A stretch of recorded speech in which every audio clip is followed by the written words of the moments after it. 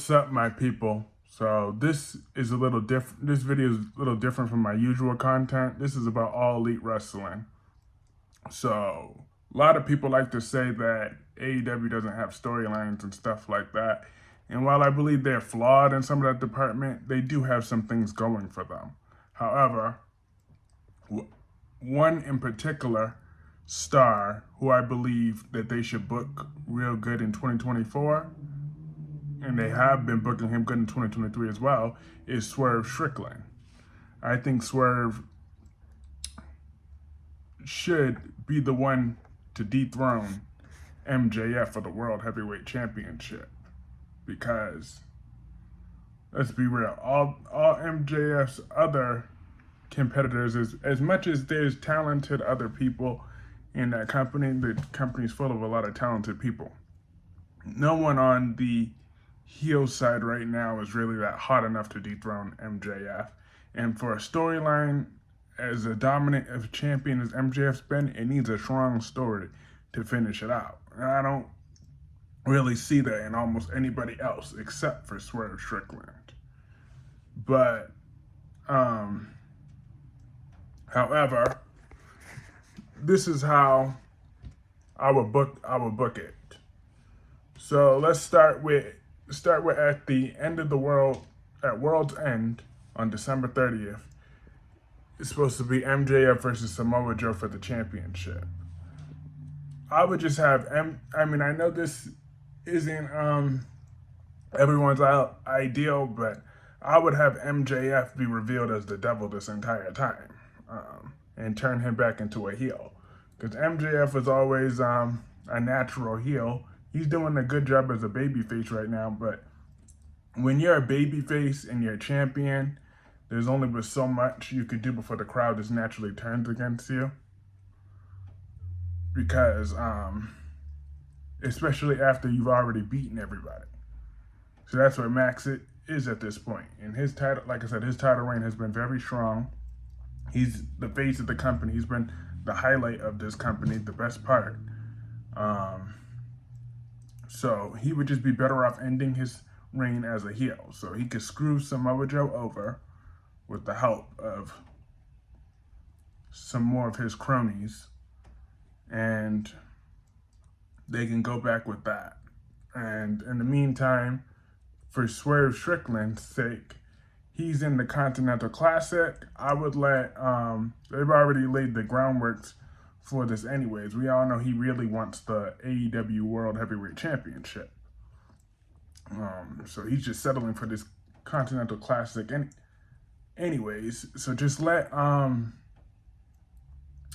Hangman Adam Page screw Swerve Strickland out of the Continental Classic in the finals. He cost him that belt. And then Hangman Adam Page already said he's going to make it his mission to make sure Swerve Strickland never gets what he wants in AEW after what he did with the kidnapping thing. So I would keep that going into the next storyline. Or the next one, if we recall, MJF just got into Hangman Adam Page's face about accusing him of being the devil, but we know MJF would be lying, that he was this devil this whole time. So the next pay-per-view that I believe it's rumored that AEW will be doing 12 pay-per-views for the month for the year 2024. They're going to be doing 12 pay-per-views. So for January's pay-per-view,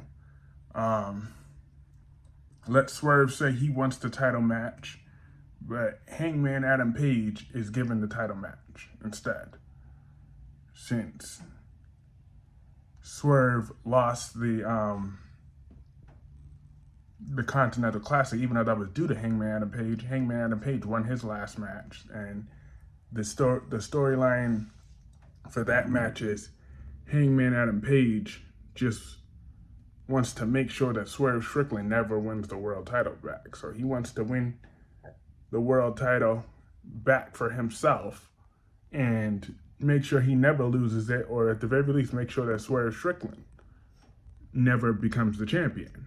That is Hangman Adam Page's goal. He is mad. You broke into his house. He's not letting that go. Now Swerve Strickland on the other hand is like, you know what, fine. You have your match with MJF, and I'm gonna go after the winner. So, but in the meantime, that very night, his first match for 2024 could be as a baby after his babyface turn officially is after let him have a good 20 something minute match with Andrade. Cause that's around AEW's regular booking of something they would do anyways. He could defeat Andrade in a competitive match, and then he shakes his hand afterwards. Now he's officially a babyface. So and then Swerve Strickland's match for the pay-per-view is against Jeff Jarrett. The storyline is, oh, Jeff Jarrett's like, I see so much potential in you. Why won't you and Mogul Embassy come and join my faction? I will make sure that you become the world champion. But Swerve's like, nah, I got this on my own. I respect you, Jeff Jarrett, but I got this. And then Jeff Jarrett just gets pissed off, and he's like, you know what? Now I see you will never be the world champion, and I'm gonna do everything in my power I'm gonna make sure I beat you at the pay-per-view in January. And that's just the storyline is Jeff Jarrett feels disrespected, but Swerve already sees right through Jeff Jarrett. He's not trying to have this old timer come and hog up his glory. That's not gonna happen. As far as Swerve Strickland's concerned, now he don't want to play that. So Swerve Strickland defeats Jeff Jarrett at that first match. Then MJF defeated Hangman Adam Page to successfully retain the World Heavyweight Championship in January. So Swerve Strickland is announced at the following Dynamite. After that January pay-per-view, it's announced that Swerve Strickland is officially the #1 contender for the World Heavyweight Championship following his latest strings of victories that he's had. Because, like I said, he had beaten Andrade.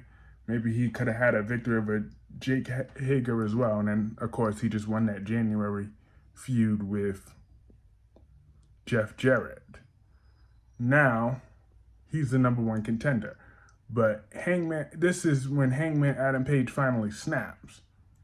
He goes heel, and he beats the heck out of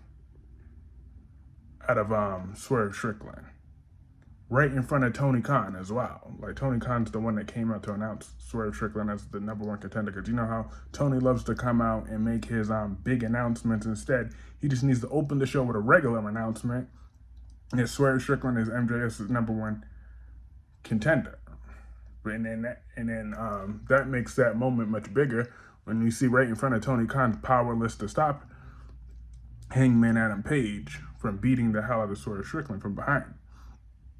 And there was nothing, and Mogul Embassy wasn't even there in the building to help him out.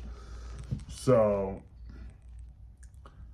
the next week though, Swerve still comes back. He's like, I'm not going down like this. I'm not trying to waste this opportunity. I've been waiting forever for an AEW World Title shot. But Hangman Adam Page beats him up again, and this time even more severely. That Swerve is taken away on a stretcher. So Tony Khan has no choice but to announce that Swerve isn't able to compete at the February pay-per-view. So MJF's new challenge, MJF think he has the night off, but he don't. His new challenger is Wardlow. So as we know, with Wardlow and MJF's history, Wardlow felt that MJF screwed him over and ruined his momentum and all that other stuff, and MJF knows that Wardlow is nothing without him, and that he's just gonna beat him at the pay-per-view, just like he would have beat Swerve. But but right before so we get to the February pay-per-view. It is MJF versus Wardlow, like I said, but Swerve Strickland comes out, and against medical advice, he signed a form, he signed a waiver. So Tony Khan's like, you know what? This match is now a triple threat match for the AEW World Championship. So, the match started with Wardlow was throwing MJF around, and then threw down Swerve Strickland, but he's bringing it to MJF. Wardlow is, but Swerve is there to break it up, and then Swerve has some good back and forth offense in against Wardlow, and right when MJF was already taken out of the match, because you know how those triple threats do, someone's always on the floor. But right as Swerve hit Wardlow with his big finisher, Wardlow looked knocked out. It looked inevitable that he was about to win the match, but MJF sneaks back in there. That's another pin. That's another near fall, and then Swerve once again gets MJF out of the ring and hits Wardlow again with that finisher. Now this time, Hangman Adam Page runs out and hits Swerve over to the back of the head with a crutch, and then MJF pins Wardlow 1, 2, 3 to successfully retain the AEW World Championship. And now Hangman Adam Page has officially aligned with MJF, since he couldn't beat MJF for the title anyways, but his main goal is to make sure that Swerve Strickland never becomes the champion. That's still his long-term plan. But once again, Tony Khan made it clear for the next pay-per-view, it will finally be MJF versus Swerve Strickland one-on-one for the AEW World Heavyweight Championship.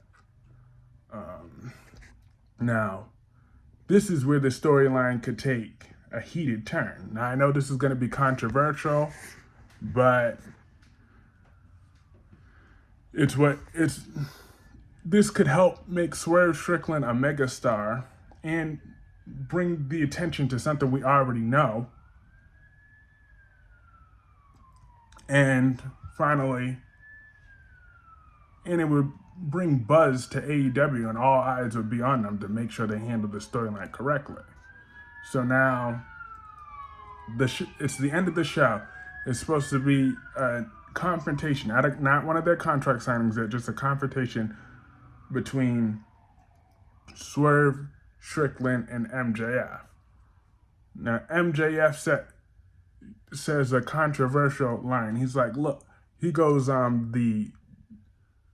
the Triple H and Booker T route of their WrestleMania 19 match, or was that WrestleMania 20, I think. And people were still pissed off about it years later. That he's like, look, people like you are not meant to be champion. Okay, you're only meant to just make people like me, Chris Jericho, Kenny Omega, Bryan Danielson look good. Okay, you will never be the world heavyweight champion. Now we see where what that implies. That's obvious where that's going with that. So Swerve Strickland fires back at MJF and vows that he's going to defeat him at Thing. But right as Swerve Strickland fires back, the cameras cut out.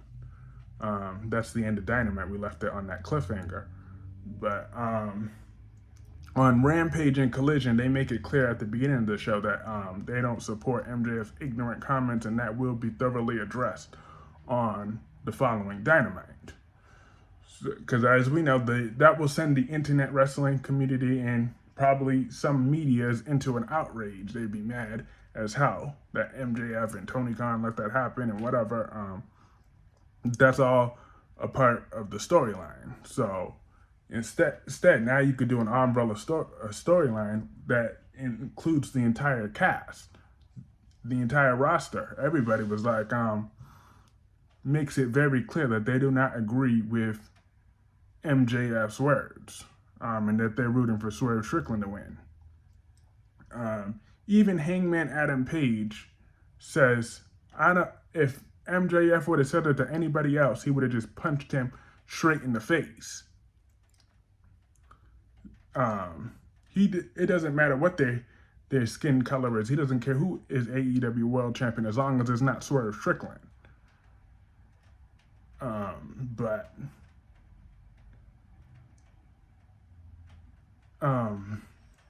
we get vintages throughout the entire show of people building up Swerve Strickland. Like, look, you have to win this. You have to win this for us, or I might as well just quit this company if you don't win this World Heavyweight Championship, because this is just terrible. The pressure is on you.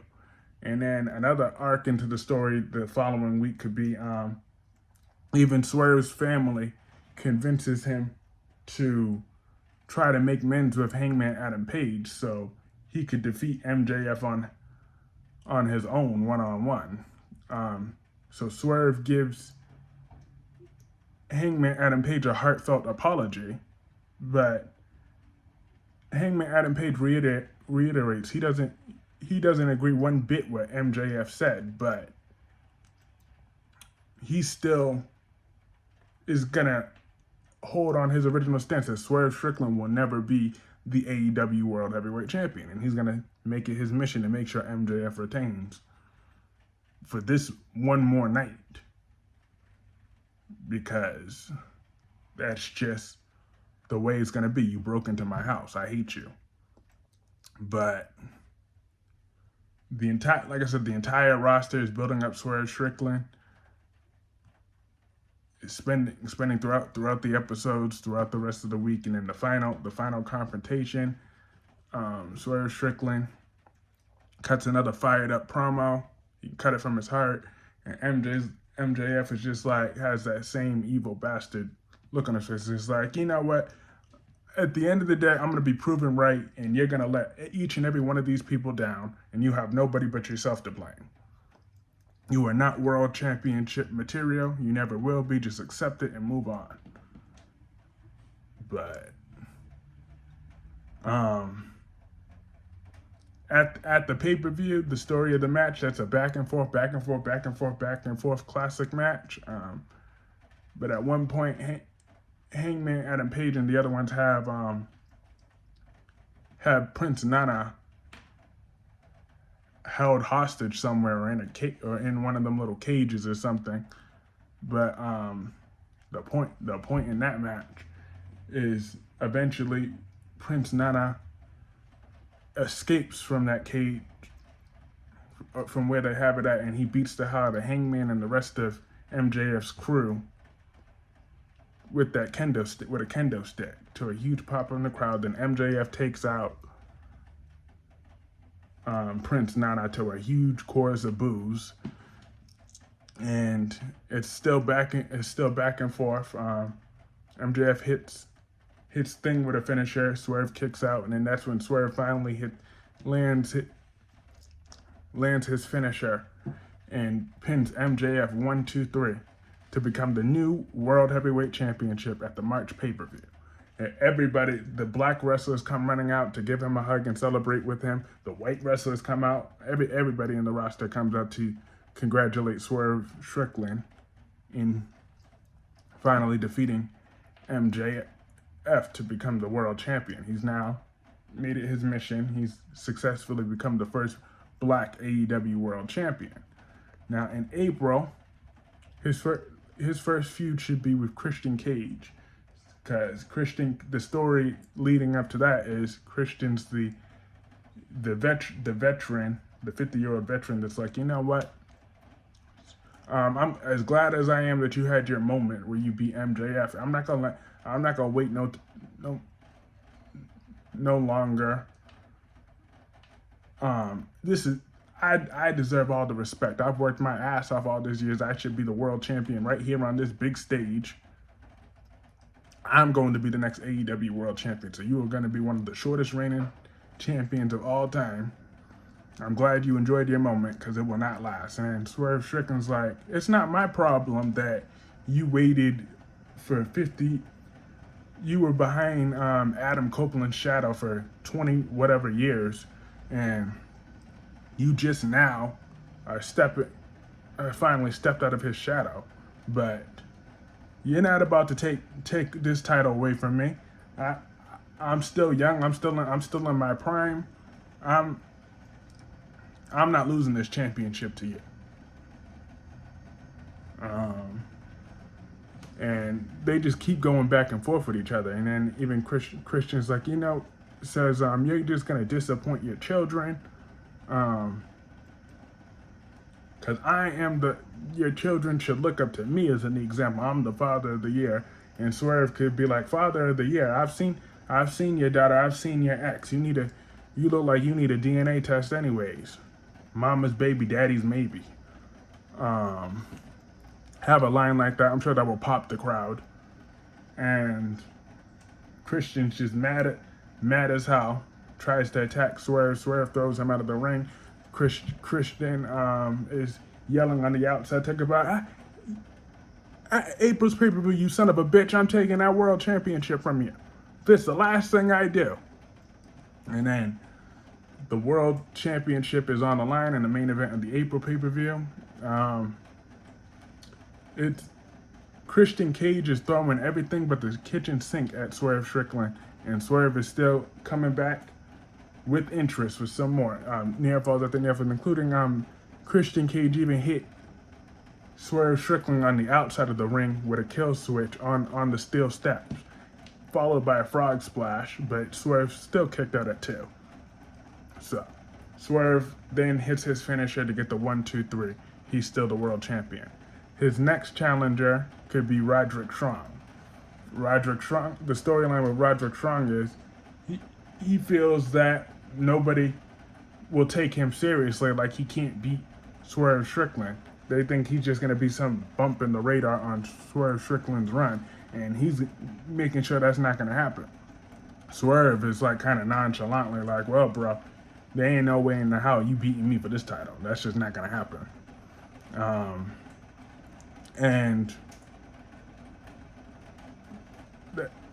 So you might as well get that out of your head right now. But Roderick Strong, during that build to this May pay-per-view, he's insisting that he's gonna beat him. But of course he doesn't. He loses to Swerve Strickland. But Roderick Strong is able to use this spotlight to elevate his status. So Swerve Strickland willingly is giving Roderick Strong another opportunity to win this world championship. And for the June pay-per-view. But Roderick Strong responds to this by brutally attacking Swerve Strickland. He considers this patronizing. He's like, because Swerve just thinks because he beat him before, he's just gonna beat him again. But that's not gonna go down like that, and that's what all these ignorant fans think too. So this just sends Roderick Strong's character to a more insufferable, mean asshole. But he's also an aggressive one. So he picks up a bunch of high-profile victories over Bryan Danielson, Kenny Omega, Chris Jericho, maybe even Jon Moxley as well, on the build to this June pay-per-view. So it looked like he got some strong momentum, like he really might indeed be dethroning Swerve Strickland, but of course he doesn't. He loses again. Now,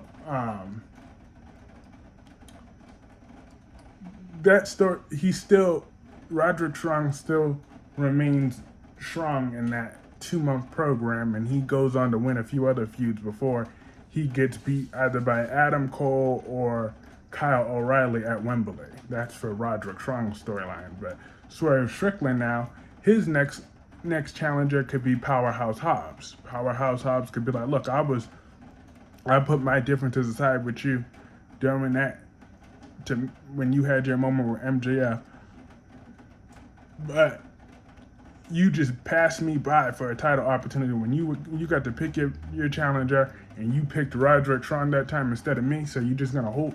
You're just proven to be a sellout. That you're holding your own back. And then Swerve's like, you got a lot of nerve to say that I'm holding you back when your entire career here in AEW you've always been hiding behind somebody. You try to go on your own for 5 seconds, and the moment you get even a slight hiccup, you go hiding behind somebody else. You look at you right now, you letting Don Callis pull all your strings.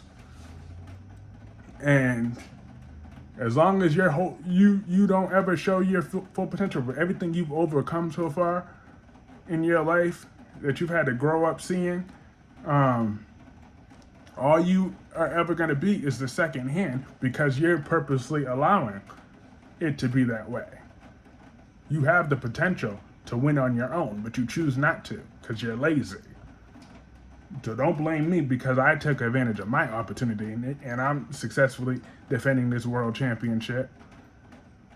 I'm not going to be a one-note champion. I'm not going to be shamed by it. And then he's just pissed, but Don Callis is holding on Powerhouse Hobbs back. And then Swerve offers a title match before this next pay-per-view.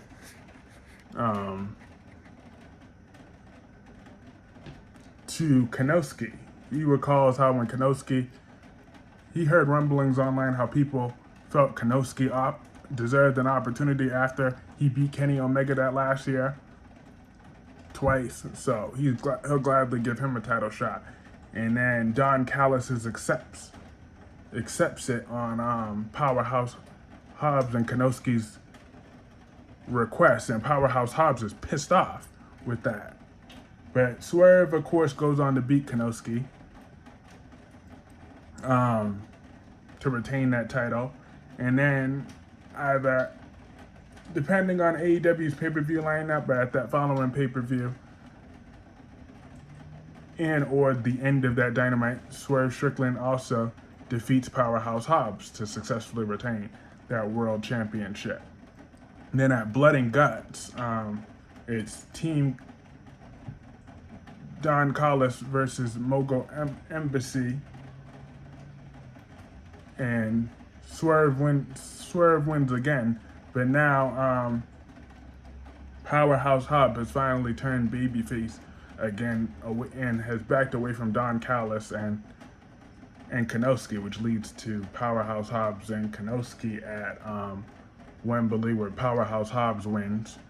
And then, but Swerve Strickland, on the other hand, his main event match at Wembley should be against Will Ospreay, the 30-year-old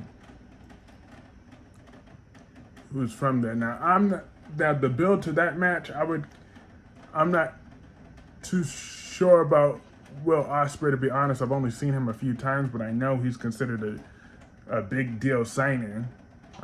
So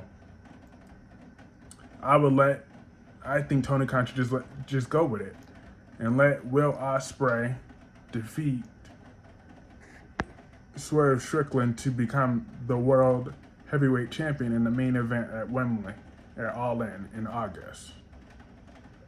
I believe that's going to be in August this year, but it might be, or was it in July? I forgot when he made that big announcement. He said no, tickets and stuff for August. So yeah, but it is August. So that's when Swerve loses the title to Will Ospreay in the main event. So Swerve's next feud, now that he's no longer the world champion, should be against Jon Moxley. And then basically how this feud goes is Jon Moxley's like, look, you're not about to, now that you're no longer the world champion, you don't get to dictate. You don't get any specialized TV time. I'm the face of this company. I'm the heart and soul of AEW. Since I arrived in the doors in 2019, that's just the way it's gonna be. So you go to the back of the line, what he's saying on camera, and then you can maybe get a match every few months till you could build up some momentum. So enjoy going back to Dark or Elevation, or you're gonna be sitting in catering for a while, or get out. And Swerve's like, who do you think you're talking to? You're right, I'm not you. I'm way more than a one-note, one-dimensional jackass that bleeds all over the place every 5 seconds. I'm not going anywhere. So that leads to their match at All Out in September. And Jon Moxley does win that first match, but this storyline isn't over. So Swerve Strickland still is booked another match. Now Jon Moxley is furious. He's like, look, I beat him at the pay-per-view. Why is he getting any of my spotlight? I won that match. But Swerve is like, you're not about to no, I got to beat you, but then Jon Moxley's like, I already beat you before. I'll beat you again at the which in the October pay-per-view he does beat Swerve Strickland again. Now Swerve Strickland feels like the underdog again. But he's able to eventually get one more match against Jon Moxley for the November pay-per-view. That's when Swerve Strickland finally defeats Jon Moxley one-on-one, thus ending that feud. And then his final feud of the year could be against Keith Lee, the one that they were supposed to have their blow-off match. They never even had their blow-off match from when they used to be tag team champions. Keith Lee's like, no, I was the star of that group. So how you were able to become the AEW World Champion instead of me, that was just one tragic incident. Now I'm gonna make sure I do everything in my power to end you. And then Swerve's like that, but Swerve holds his own right back against Keith Lee, as we know, and all his other feuds have how he's been booked. And Swerve does indeed defeat Keith Lee at the end of that pay-per-view. Then going into 2025, you can go either way you want. You can have Swerve Strickland feud with some up and comers that you feel, or he could have some series of matches with Sammy Guevara, Jungle Boy, and whatever, and then he could eventually go for his big rematch with Will Ospreay. Whether Will Ospreay's reign is working or not, if his reign's not working, then he could lose to Swerve Strickland again, and then at some point Swerve Strickland would have an even longer reign. This first reign lasted around 5 to 6 months, but this second reign could last even well over a year, as long as Swerve Strickland reverts back to that heel character at some point. Because like I said, when you're a babyface champion and you've beaten everybody, you get stale really quickly. So he probably had to turn heel at some point in his run in desperation of keeping that championship. Then eventually a new babyface would have to come and dethrone him in 2025, should that come along. But I can guarantee if you followed